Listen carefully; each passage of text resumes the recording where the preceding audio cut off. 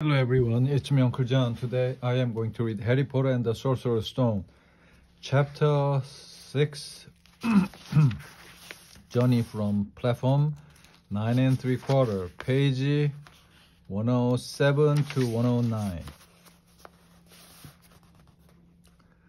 That's the house, the vault, you know who was in. Yeah, said Ron.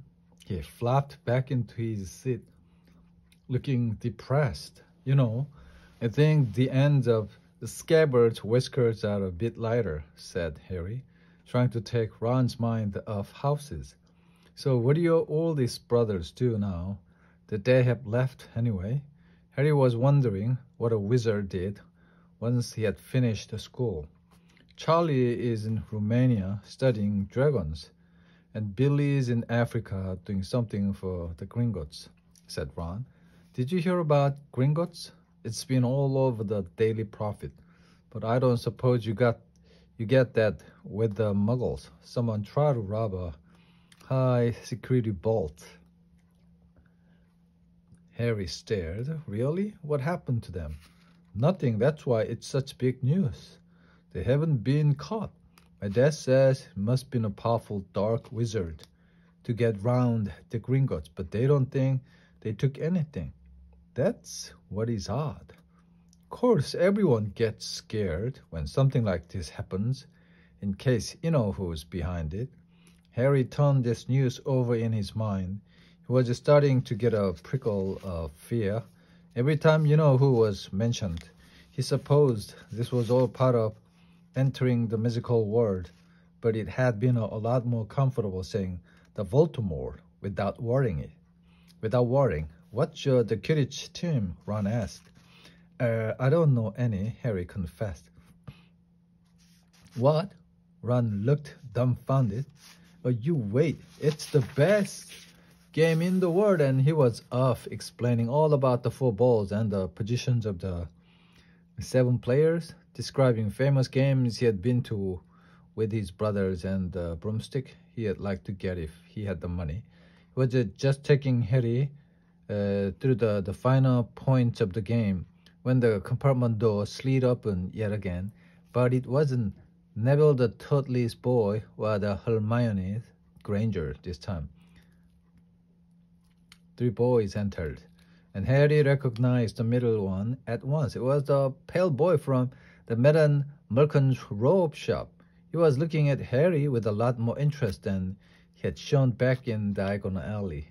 Is it true, he said, they are saying all down the train that Harry Potter is in this compartment, so it's you, is it? Yes, said Harry. He was looking at the other boys. Both of them were thick-set and looked extremely mean. Standing on either side of the pale boy, they looked like bodyguards. Oh, this is Crabbe and this is Goyle, said the pale boy carelessly, noticing where Harry was looking. And my name is Malfoy, Draco Malfoy. Ron gave a slight cough, which might have been hiding a snigger. Draco Malfoy looked at him. Think my name is funny, do you?